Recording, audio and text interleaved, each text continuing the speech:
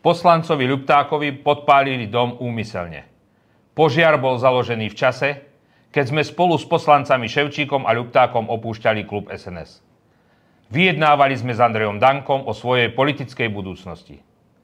Nemôžem sa zbaviť dojmu, že tento požiar súvisel s vtedajšou politickou situáciou a tento podpaľačský útok bol politicky motivovaný s cieľom zastrašiť poslanca Ľuptáka.